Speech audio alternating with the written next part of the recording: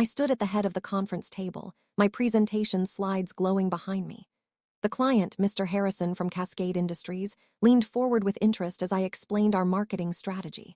My voice was steady, confident. I had spent 3 weeks perfecting this pitch, researching every detail about his company's needs. Then Richard's laugh cut through the room like a knife. Okay, that's enough, he said, waving his hand dismissively. Mr. Harrison, I apologize. Natalie here is just my assistant. She gets a bit carried away sometimes. He chuckled as if we were sharing a joke. The room went silent. Mr. Harrison's eyebrows lifted in surprise. My face burned hot and my hands trembled as I gripped the remote control. Richard stood up, still grinning, and gestured for me to sit down. Let me handle this from here. The adults need to talk business now. Laughter rippled through a few people at the table, nervous and uncomfortable. I wanted to scream. I wanted to throw the remote at his smug face. Instead, I forced my lips into a smile and walked back to my chair. My heart pounded so hard I thought everyone could hear it. I sat down slowly, placing my hands flat on the table to stop them from shaking. Richard continued the presentation, using my exact words, my research, my ideas. He smiled at Mr. Harrison like a peacock showing off feathers he had stolen from someone else. Inside me, something snapped. Not loudly, not dramatically. It was quiet, like a lock clicking into place. I had tolerated Richard's behavior for 2 years. The constant interruptions. The stolen credit. The condescending nicknames like kiddo and sweetheart in front of executives. But this was different. He had humiliated me in front of a client, dismissed my work as if I were nothing. My jaw clenched tight. I looked down at my notebook and wrote 3 words in the margin. Never again. Period. Richard didn't notice. He was too busy basking in attention that should have been mine. But as I sat there, pretending to listen, I made a decision that would change everything. He had just made the biggest mistake of his career, and he had absolutely no idea what was coming. My name is Natalie Carson, and I am 29 years old. For the past 2 years, I had worked at Vanguard Solutions, a mid-sized consulting firm that prided itself on innovation and client satisfaction. I started as a junior analyst, but quickly proved myself valuable. I brought in clients, designed campaigns, and solved problems that others couldn't crack. Yet Richard Brennan, my boss and the company's operations director, treated me like I was invisible. Or worse, like I was his personal assistant whose only job was to make him look good. What Richard didn't know, what nobody at Vanguard knew, was that I wasn't just another employee. Hidden beneath layers of legal paperwork and a family trust, I owned a significant portion of the company itself. My late grandfather, William Carson, had been one of the original investors when Vanguard was just starting out 15 years ago. When he passed away 3 years ago, he left me stocks, bonds, and shares in several companies. One of them was Vanguard Solutions. I never mentioned it to anyone at work. I wanted to succeed on my own merit, not because of my family name or my inheritance. My grandfather had been my hero. He was a quiet man who built his wealth through patience and smart investments, never flashy or loud about his success. He taught me that real power didn't come from shouting the loudest in the room. It came from knowing more than everyone else and keeping your cards close to your chest. When his lawyer first told me about the inheritance, I was shocked. Stocks in 5 different companies, including Vanguard Solutions, where I had just started working. The lawyer explained that my shares were held in a blind trust under a different name to protect my privacy. Nobody at Vanguard knew that Natalie Carson, the junior analyst, was also N.W. Carson Holdings, a quiet investor listed in their shareholder reports. For years, I ignored it. I wanted to prove I could climb the ladder on my own. I wanted my promotions to be earned, not given. But after that meeting, after Richard humiliated me in front of Mr. Harrison, I realized something important. I had been playing fair while Richard played dirty, and it was time to change the rules. Richard's pattern of abuse wasn't new. It had started almost from my first week at Vanguard. At first, I thought he was just testing me, pushing to see if I could handle pressure. But it quickly became clear that he saw me as a threat. I was younger, hungrier, and better at connecting with clients. So he worked to keep me down. In meetings, he would cut me off mid-sentence to clarify my points, which really meant taking credit for my ideas. He called me kiddo in front of executives, making me sound like a child playing dress-up in the business world. When I landed a major client, he told the board it was because of his mentorship and guidance. The worst part was that people believed him. Richard had been at Vanguard for 8 years. He had relationships, history, and the trust of the senior leadership. I was just the young woman who showed up 2 years ago. Who would they believe? So I stayed quiet, swallowed my anger, and kept working. I told myself that eventually my work would speak for itself. But deep down, I was starting to doubt that day would ever come. The day after the meeting with Mr. Harrison, I sat at my desk and opened a new document on my computer. I titled it simply, Evidence. If Richard wanted to play games, I would play smarter. I started documenting everything. Every time he interrupted me in a meeting, I wrote down the date, time, and what was said. Every time he took credit for my work, I saved the emails showing I had created it first. Every time he made a condescending comment, I noted who was in the room as witnesses. It felt strange at first, almost paranoid, but my grandfather's voice echoed in my head. Natalie, he used to say, in business, the person with the best records wins the argument. So I kept detailed notes. I saved every email. I backed up every file to a personal drive that Richard couldn't access. I was calm, methodical, and patient. I wasn't going to explode in anger or make a scene. I was going to build a case so strong that nobody could deny the truth. And when the time came, I would use it. 3 days after the humiliation, my email pinged with a new message. It was from Mr. Harrison, the client who had witnessed Richard's behavior. My stomach tightened as I opened it. Ms. Carson, it read, I wanted to reach out personally to say that your presentation was excellent. Your research on our market challenges was spot on, and your proposed solutions were creative and practical. I was disappointed that your boss interrupted you before you could finish. I hope we can work together more directly in the future. Please don't let one person's behavior discourage you from pursuing your obvious talents. I read the email 3 times, my heart swelling with validation. Mr. Harrison had seen through Richard's act. He recognized my work. He believed in me. I typed a careful response, thanking him professionally and expressing my hope that we could collaborate on future projects. Then I saved the email in my evidence folder. It wasn't just validation anymore. It was proof that Richard's behavior was hurting the company's reputation, and proof was power. Over the next few weeks, I started connecting quietly with other employees at Vanguard. I began with casual conversations at lunch, coffee breaks, and after-hours events. I wasn't obvious about it. I just listened, and what I heard shocked me. Richard had been mistreating people for years. Marcus from the finance team told me Richard once yelled at him in front of the entire office for a mistake Richard himself had made. Olivia from client services said Richard had blocked her promotion 3 times because she wasn't a team player, which really meant she had disagreed with him in a meeting.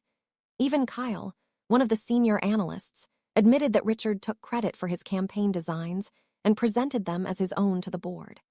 Everyone had a story. Everyone had been hurt. But nobody had spoken up because Richard was protected by his seniority and his relationships with the executives. As I listened to their stories, I realized something important. I wasn't just fighting for myself anymore. I was fighting for all of us, and that gave me strength I didn't know I had. The quarterly board meeting arrived in late September.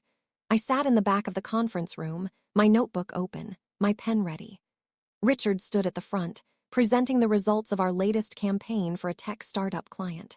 He spoke confidently about the strategy, the execution, and the impressive results. The board members nodded approvingly. What Richard didn't mention was that I had designed the entire campaign. I had spent 6 weeks researching the client's industry, developing the messaging, and coordinating with the creative team. Richard had done nothing except approve the final version and present it as his own work. I watched him smile and accept congratulations from the board. My hands clenched into fists under the table, but I didn't say anything. Not yet. Instead, I made eye contact with 2 of the board members, Mr. Thompson and Ms. Alvarez. They had both worked with me directly on smaller projects. They knew my capabilities, and I saw something flicker in their eyes as Richard spoke. Doubt. They were starting to notice the pattern. They were starting to question who was really doing the work. The cracks in Richard's reputation were forming, and I was patient enough to let them spread. That night, I made a phone call that would change everything. I dialed the number for Harold Finch, the lawyer who managed my grandfather's trust and my inheritance. He answered on the second ring, his voice warm and professional. "Natalie, good to hear from you. What can I do for you?" I took a deep breath. "Harold, I need to ask you something about my shares in Vanguard Solutions. How much of the company do I actually own?" There was a pause on the other end of the line. I heard papers rustling. "Let me pull up the file," Harold said. "Ah, yes. According to the trust documents, you currently hold 12% of Vanguard Solutions through N.W. Carson Holdings. That makes you the third largest shareholder after the two co-founders." My heart started racing. 12%. That was more than I remembered. That was enough to have a real voice in company decisions. That was enough to demand a seat at the table. "Harold," I said slowly, "what would I need to do to make that ownership public? To reveal that N.W. Carson Holdings is me?" He paused again, thinking carefully. "It would require some paperwork and disclosures, but it's absolutely doable. May I ask why?" I smiled into the phone. "Because it's time people knew who I really am." 2 weeks later, I sat at my mother's dining table for my birthday dinner. She had made my favorite meal, lasagna with garlic bread, and the house smelled warm and comforting. But I couldn't focus on the food. My mind was spinning with plans and possibilities. "You're quiet tonight," my mother said, studying my face. "What's wrong?" I hesitated, then told her everything. The humiliation in front of Mr. Harrison. Richard's constant mistreatment. My decision to finally use my shares to fight back. My mother listened carefully, her expression growing concerned. When I finished, she reached across the table and took my hand. "Natalie," she said gently, "I understand you're hurt, but revenge is a dangerous game. Sometimes it's better to just survive, to keep your head down and move on." I shook my head. "Mom, this isn't about revenge, it's about justice. Richard has been hurting people for years, and nobody has stopped him because everyone is too scared. I have the power to change that. Grandfather left me those shares for a reason." My mother sighed. "Your grandfather also taught you to be smart, not reckless." "I am being smart," I said firmly. "I've been documenting everything. I've been building alliances. I'm not going in angry. I'm going in prepared." She looked at me for a long moment, then nodded slowly. "Then I trust you. But promise me you'll be careful." I promised, but deep down, I knew there was no going back now. In early October, Richard threw himself a party at an upscale restaurant downtown. The company had just received an industry award for innovation, and Richard made sure everyone knew he was the reason for the success. I received an invitation like everyone else, a fancy card with gold lettering that read, "Celebrating Excellence. Join Richard Brennan for an evening of recognition." I almost didn't go. The thought of watching Richard celebrate accomplishments that weren't his made me sick. But then I realized something. This party was an opportunity. Richard's arrogance was at an all-time high. He felt untouchable, and people who felt untouchable made mistakes. So I put on a simple black dress, did my makeup, and drove to the restaurant. The room was filled with coworkers, clients, and executives from Vanguard. Richard stood in the center like a king holding court, a champagne glass in his hand, laughing loudly at his own jokes. I stayed near the back, watching quietly. I smiled when people made eye contact, but I didn't join the crowd surrounding Richard. Instead, I observed. I watched how he bragged about projects I had worked on. I listened as he took credit for ideas that had come from Marcus, from Olivia, from Kyle. And I saw the subtle eye rolls, the forced smiles, the way people exchanged glances when Richard wasn't looking. His castle was built on sand, and the tide was coming in. The following Monday, I made my first real move. I reached out to 3 key clients I had worked with personally, including Mr. Harrison from Cascade Industries. I scheduled lunch meetings with each of them, framing it as a relationship-building opportunity. At each lunch, I asked them questions about their experience working with Vanguard. I listened carefully to their feedback, their concerns, and their praise. What I discovered was eye-opening. All 3 clients specifically mentioned me by name when talking about successful projects. They valued my communication, my creativity, and my reliability. When I subtly asked about Richard, their responses were polite but lukewarm. "He's fine," one said with a shrug. "But honestly, you're the one we trust." By the end of the week, I had something invaluable, client testimonials that proved my value to the company. Not Richard's version of events, not his exaggerated claims. Real, documented proof from the people who paid Vanguard's bills. I saved every email, every note, every compliment, and I added them to my growing file. Richard thought I was invisible, that my work didn't matter, but the clients saw the truth. And in business, the clients were everything. As October turned into November, I noticed something shifting at Vanguard. Whispers started circulating through the office. People began questioning Richard's claims about his contributions to projects. During one team meeting, Marcus openly corrected Richard when he tried to take credit for a financial report Marcus had written. "Actually, Richard, I created that analysis. You just forwarded it to the board." Richard's face turned red, but he laughed it off. Right, of course. "I meant I presented your analysis." But the damage was done. People had heard the correction. They were paying attention now. In another meeting, Olivia pushed back when Richard criticized her client communication strategy. "With respect, Richard, that strategy brought in 3 new contracts last quarter. The numbers speak for themselves." Again, Richard fumbled for a response. Again, people noticed. The whispers grew louder. "Have you noticed how many of Richard's ideas sound like things other people suggested first? Remember when Natalie pitched that campaign concept and Richard shot it down, then presented the exact same idea 2 weeks later?" The doubt was spreading like cracks in ice, and I hadn't said a single word against him. I had simply let the truth surface naturally. Sometimes the best revenge was just stepping aside and letting someone expose themselves. In mid-November, another major client meeting was scheduled. This time, the client was Titanium Corp., a manufacturing company worth millions in potential revenue. Richard assigned himself as the lead presenter, naturally, but he also told me to prepare a section on digital marketing trends. I worked hard on my portion, knowing this was my chance to prove my value again. The day of the meeting arrived. The Titanium Corp executives sat around our conference table, looking sharp and businesslike. Richard began his presentation with his usual confidence. Then it was my turn. I stood up and began explaining our digital marketing strategy, showing data, case studies, and projections. The executives leaned forward, asking smart questions. I answered each one clearly, confidently. Then Richard interrupted me. "Okay, Natalie, let's not bore them with too many details," he said with a condescending smile. "These folks want the big picture, not the technical weeds." One of the Titanium Corp executives, a woman named Ms. Pierce, frowned. "Actually, I'd like to hear more of the technical details. Ms. Carson clearly knows what she's talking about." Richard blinked, thrown off. "Oh, well, of course, if you insist." Ms. Pierce's tone cooled. "I do insist. Please continue, Ms. Carson." I continued my presentation, feeling a surge of confidence. When I finished, Ms. Pierce nodded approvingly. "Excellent work. You've clearly done your homework." Richard tried to jump back in, but the energy in the room had shifted. The Titanium Corp team directed their questions to me, not him, and Richard could do nothing but watch. After the Titanium Corp meeting, Richard's frustration boiled over. The next morning, he called an emergency team meeting. Everyone gathered in the conference room, confused and nervous. Richard stood at the head of the table, his face tight with anger. "I've been noticing a lack of professionalism lately," he began. "People speaking out of turn, contradicting leadership, undermining authority." His eyes landed on me. "Some people seem to think they're more important than they actually are."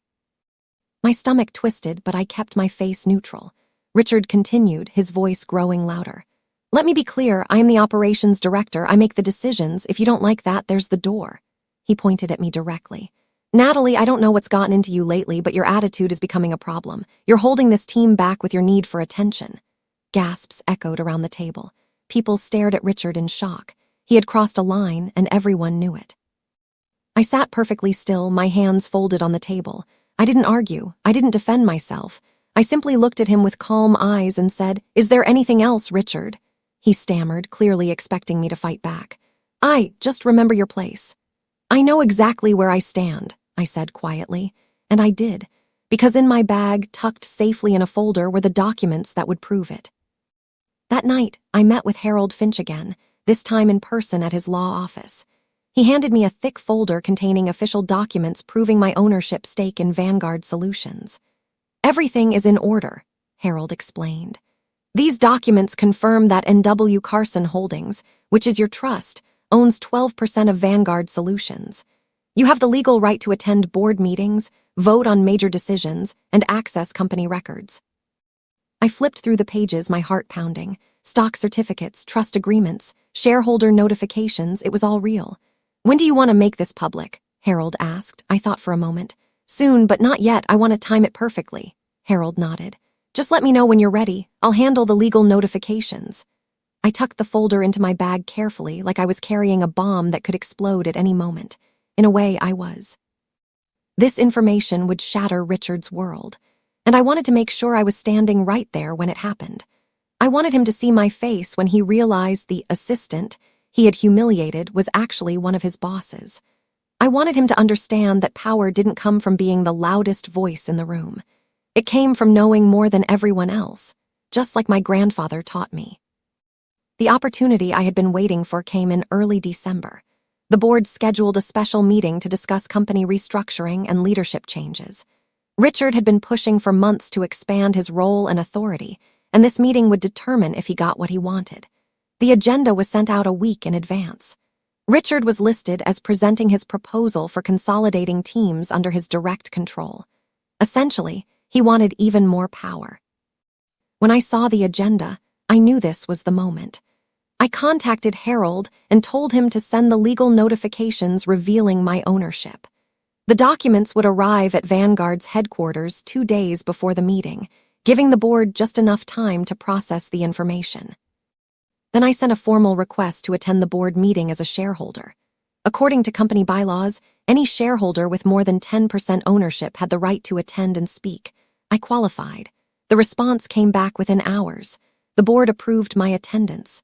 Richard had no idea what was coming. He thought he was walking into a meeting where he would gain more control.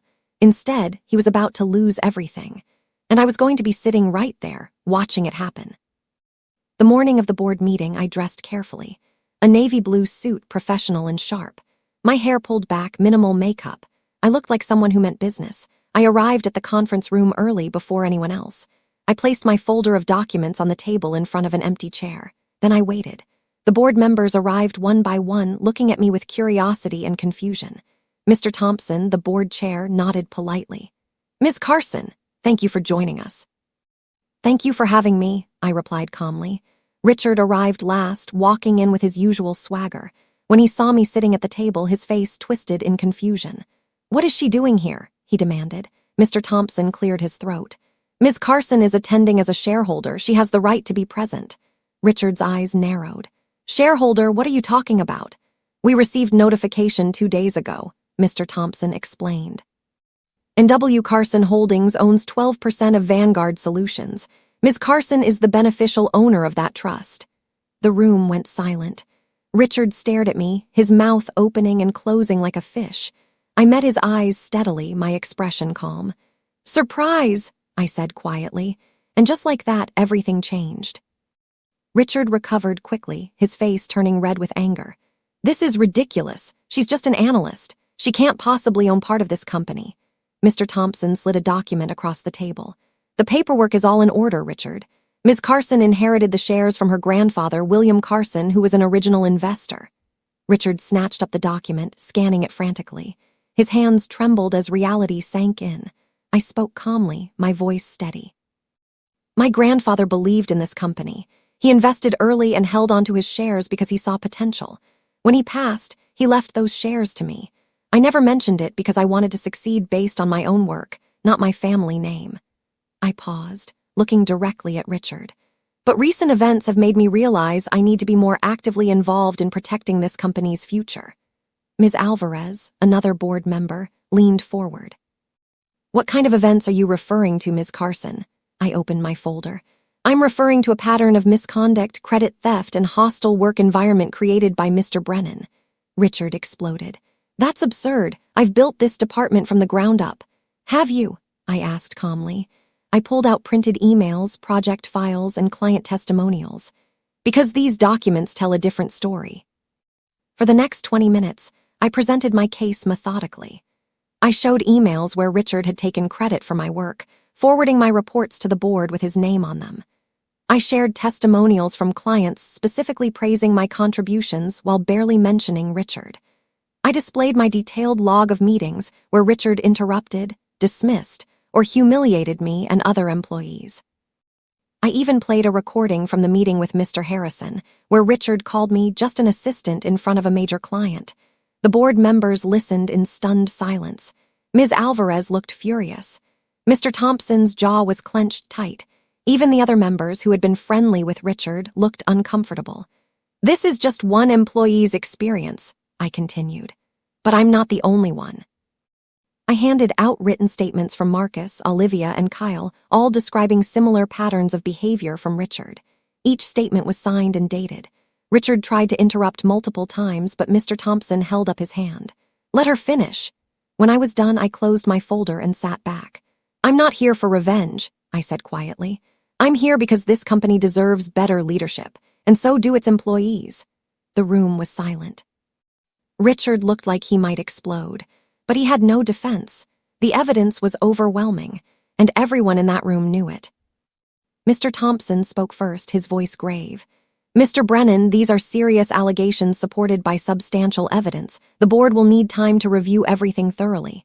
Richard stood up, his face purple with rage. "This is a setup. She's been plotting against me." "Plotting," I said calmly. "I've been documenting. There's a difference." Ms. Alvarez spoke next. "Richard, I've worked with Ms. Carson directly on 2 projects. Her work was exceptional. Yet in your reports to this board, you never once mentioned her contributions. Why is that?" Richard sputtered, searching for words. He had none. Mr. Thompson continued. "Effective immediately, we're launching a formal investigation into these allegations. Until it's complete, your authority will be limited. You'll report directly to me, and all major decisions will require board approval." Richard's face went from purple to white. "You can't do this. I've been here for 8 years. And Ms. Carson has been a shareholder for 3, Mr. Thompson said firmly.